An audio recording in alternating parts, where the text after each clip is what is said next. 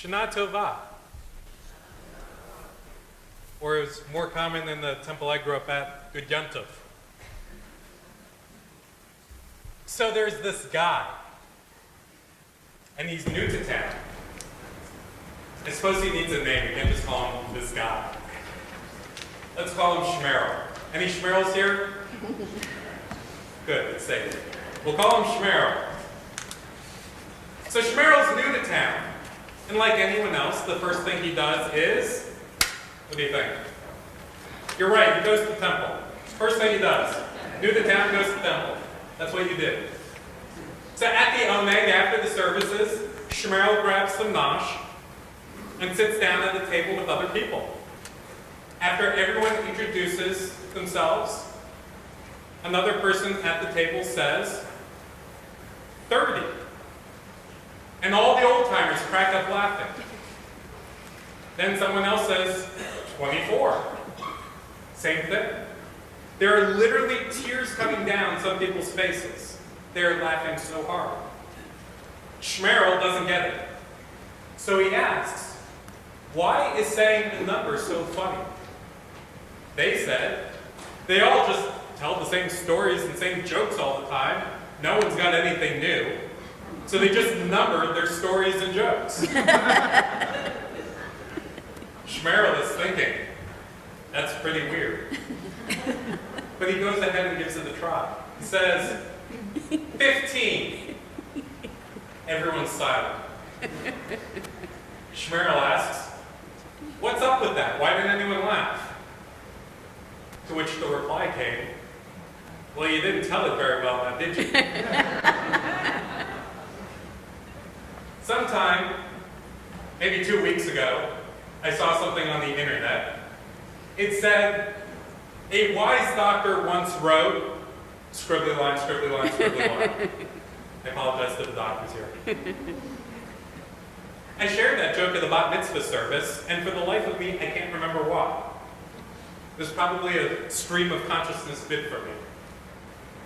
Anyways, I must have really been thinking about that, a wise doctor once wrote, scribbly line, scribbly line, scribbly line, because the very next day after that Bar Mitzvah service, I shared the same thing with my 7th grade Sunday school class, many of whom were also at that Bar Mitzvah service.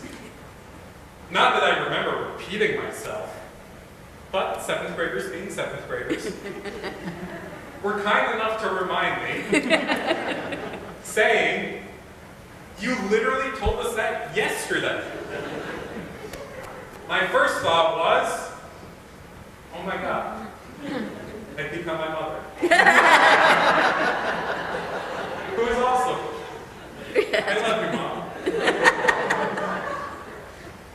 Maybe I should just number my stories or sermons. But, like Shmerel, I'm not sure how well I tell a story if it was just a number.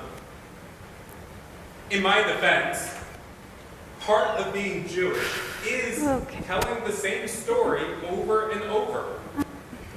We do it because stories are central to how our tradition understands the world.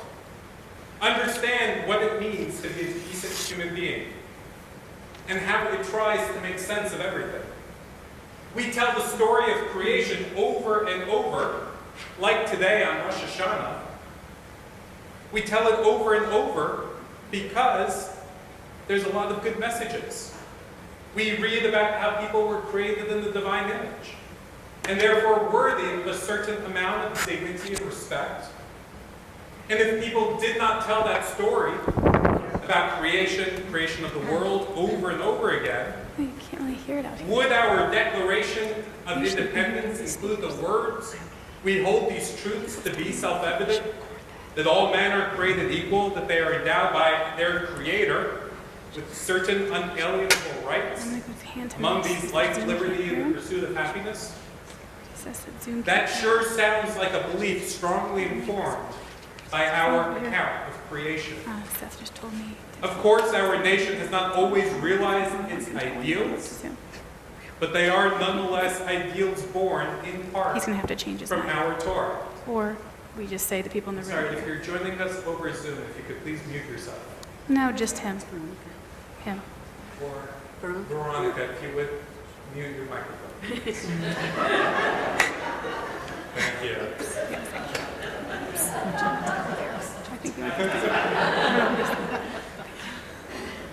We tell the story of Passover every year because central to Jewish self-understanding is that once we were slaves in Egypt, and now we are free, and therefore we should love the stranger as ourselves, for we were strangers in the land of Egypt. It's not just a story, it's a story with a moral. We tell the story of Hanukkah every year because at the darkest time of the year, we kindle lights, showing that there's always hope, that just a little bit of light can banish the darkness. We tell the story of Purim every year because apricot, hamantaschen are amazing. Poppy seed, not so much. If you disagree, that's fine. You're wrong. You get the idea. There's nothing wrong with telling stories over and over and over. In fact, for some stories at least, it's a mitzvah. These stories are sacred. They have lessons. Our High Five students, that's confirmation class, are starting a new curriculum this year. And our last lesson was on Jews and film, Jews in Hollywood. You probably already know this, but there have been lots and lots of Jewish actors, producers, directors, screenwriters, etc.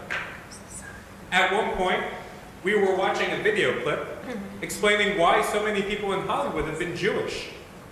And there are perhaps several reasons, but one of them might be because our tradition has stories at the center.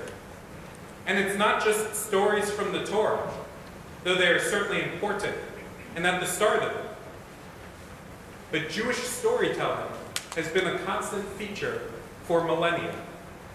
Stories have a way of helping us to look at things in a new way.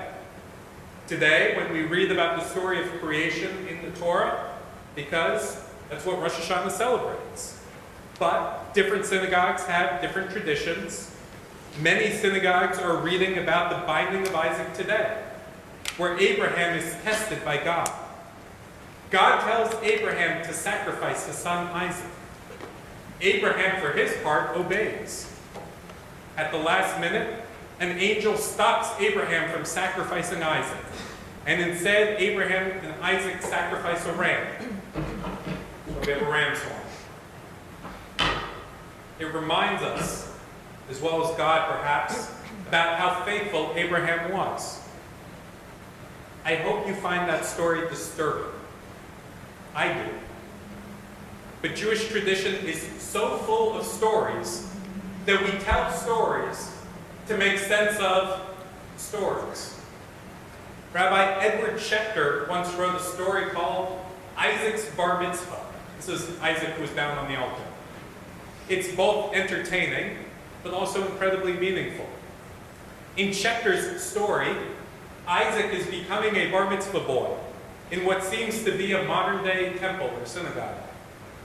But at the Bar Mitzvah service, when Isaac gets up to read Torah, the story of him being bound on the altar, and then he gives the speech afterwards, he takes it as an opportunity to explain what really happened from Isaac's point of view. According to Isaac in Schechter's story, Abraham and God would have actually had him sacrificed. However, now the story is a bit weird, but according to Schechter, Isaac is the one who changed the story by actually changing what the Torah says as he's reading it. It's almost like a character in the story breaking that fourth wall to explain to the audience what's going on. In Schechter's version, Isaac recounts his near-death experience by saying, quote, "You thought I was passive? All those years you wondered, how could Isaac have allowed it?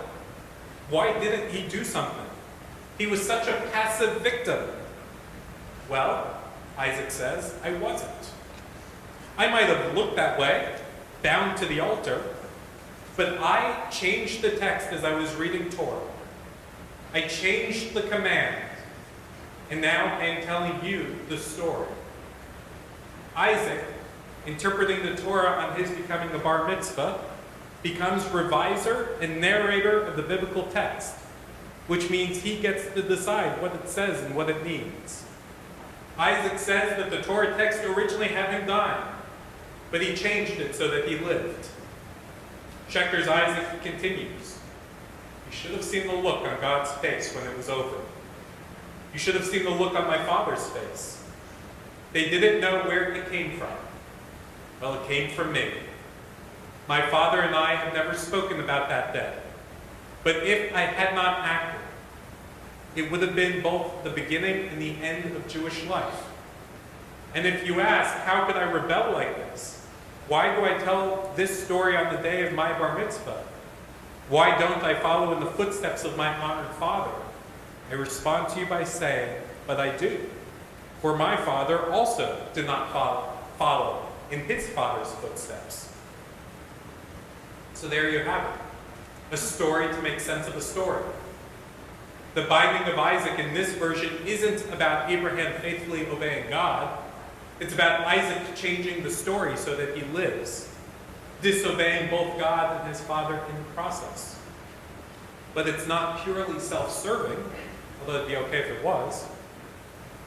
It also saves the Jewish future. Stories aren't just something we listen to or read or watch from others. We have our own personal stories too. They're not shared with an entire faith or an entire people.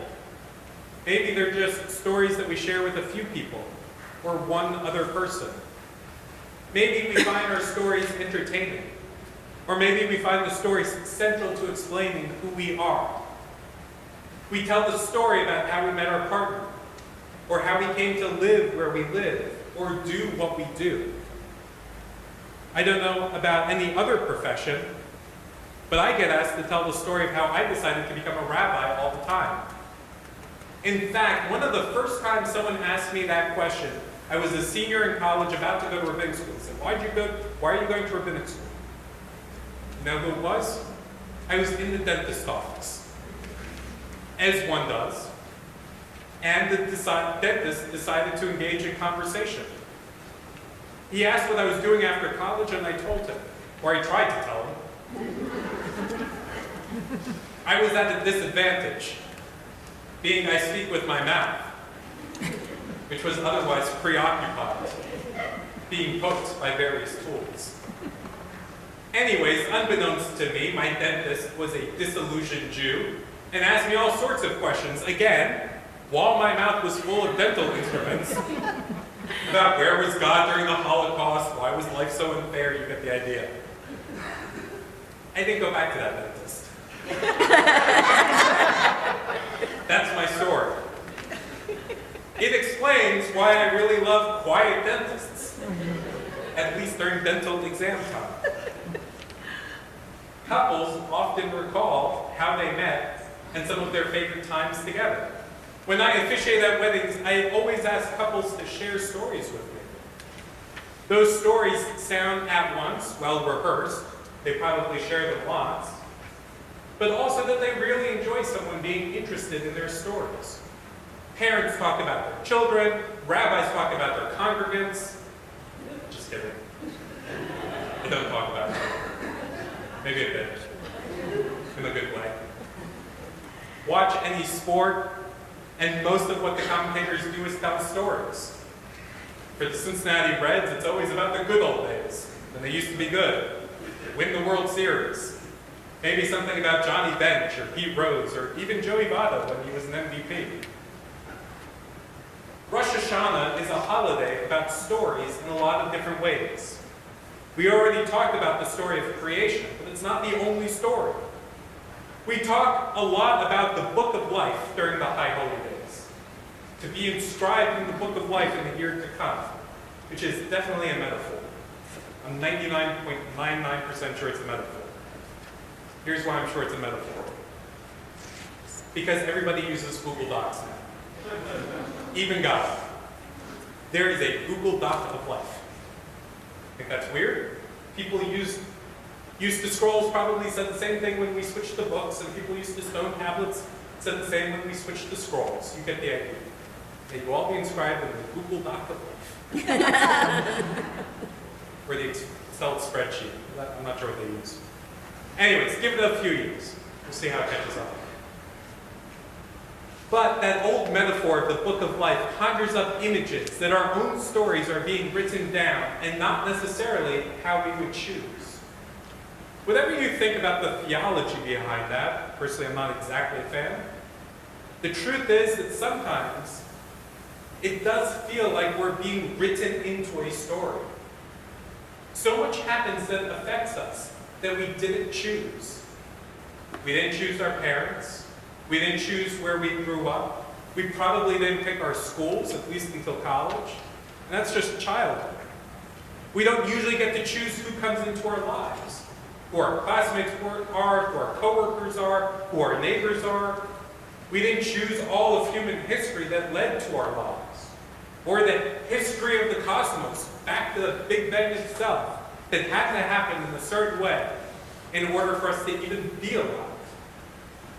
And if that isn't a humbling thought, Rabbi A.J. Heschel used to teach that religion is not about having the answers.